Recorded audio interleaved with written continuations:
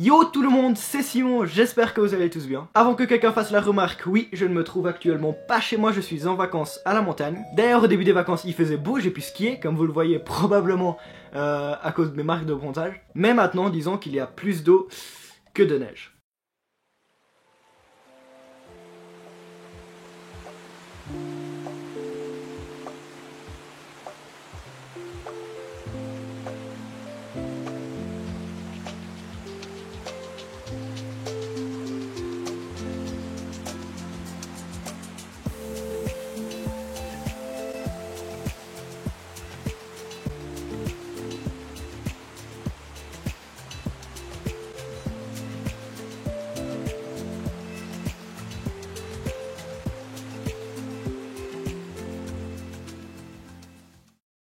Bien sûr, au début j'étais un peu frustré, mais ensuite ça m'a inspiré, c'est pourquoi aujourd'hui on va construire notre propre centrale météo. Vous regardez DIY Extra et on commence tout de suite après le jingle.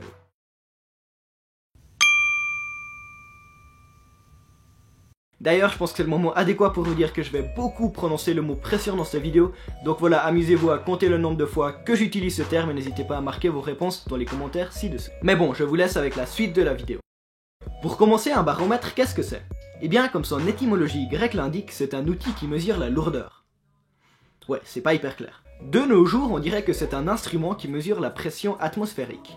Connaître cette dernière peut permettre entre autres de prévoir la météo ou de calculer l'altitude. Mais comment fait-on pour trouver tous ces facteurs à partir de la pression environnante? Eh bien c'est simple, comme vous le savez peut-être, plus l'on monte en altitude, moins il y a de pression. Donc en ayant un instrument capable de la mesurer, on peut en déduire approximativement l'altitude. Pour la météo, là c'est un peu plus dur. Connaître ce facteur permet aux météorologues de savoir si l'on se trouve dans une zone de haute ou de basse pression. Et de ce fait, ça permet de déterminer le temps qu'il fera par la suite. En effet, une zone de basse pression signifie généralement mauvais temps, tandis qu'à l'inverse, une zone de haute pression est synonyme de beau temps. Mais les météorologues ne se fient pas qu'à ces données, en effet le tout est bien plus complexe, il faut aussi prendre en compte l'humidité, la température, le vent, etc. C'est pour cette raison que la mini centrale météo que l'on va construire aujourd'hui n'est pas fiable à 100%, mais les résultats restent assez surprenants. Ok, pour commencer cette expérience, on va prendre un grand bocal et un ballon. On va donc prendre ce dernier et en couper la partie étroite.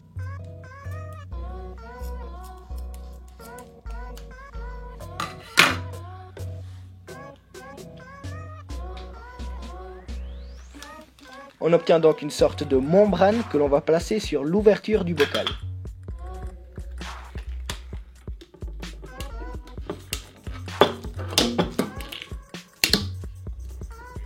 En faisant cette étape, il est vraiment important de bien tirer le ballon afin d'éviter qu'il y ait une partie pas tendue au milieu de la membrane.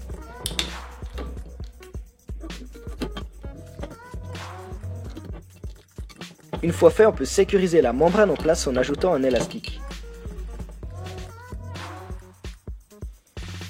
La prochaine étape sera alors de prendre une paille et de couper la partie pliable. A l'aide de ruban adhésif, on va alors attacher une aiguille à l'extrémité de la paille.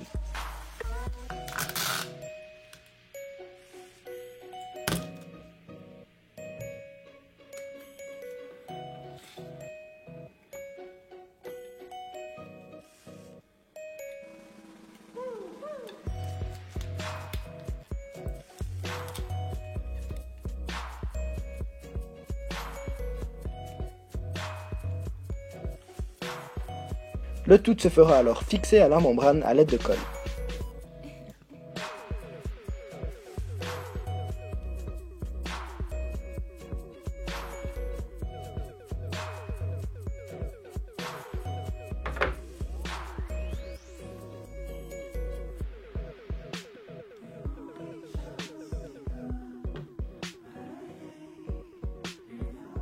Le baromètre est terminé et on va placer une feuille derrière l'aiguille afin de marquer nos résultats.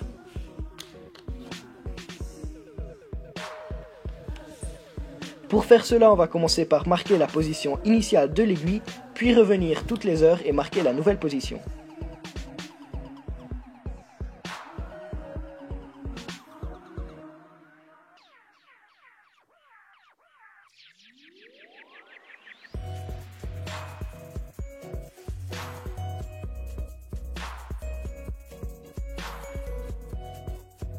Après un certain temps, on aura plusieurs données et on va pouvoir prévoir la météo. Si vous vous demandez comment cela se fait, eh bien c'est vraiment ça. Si l'on se trouve dans une zone de haute pression, cette dernière va pousser légèrement le ballon et va le faire rentrer dans le récipient. De ce fait, le bout de la paille qui est attaché à la membrane baisse et l'autre extrémité monte. Dans le cas contraire, la paille s'abaisse car la pression est plus faible à l'extérieur du ballon et ce dernier se gonfle. La partie de la paille fixe va donc monter et l'autre extrémité baisser. Et voilà, ce phénomène qui semble un peu magique n'est en fait que totalement scientifique. Dans tous les cas, j'espère que cette expérience vous aura plu. Si vous avez des questions, des avis, etc., n'hésitez pas à me les poser ci-dessous. D'ailleurs, je tiens à vous remercier pour l'énorme soutien lors de la dernière vidéo. Je vais vraiment essayer d'améliorer les points sur lesquels vous avez porté mon attention. Donc si vous n'avez pas aimé la vidéo pour quelle qu'en soit la raison, je vous invite à marquer les choses améliorées dans les commentaires ci-dessous et de pas juste mettre un pouce rouge. C'est plus cool, mais surtout ça m'aide à améliorer mon contenu. Et moi je vous dis à bientôt pour de nouvelles expériences. Peace!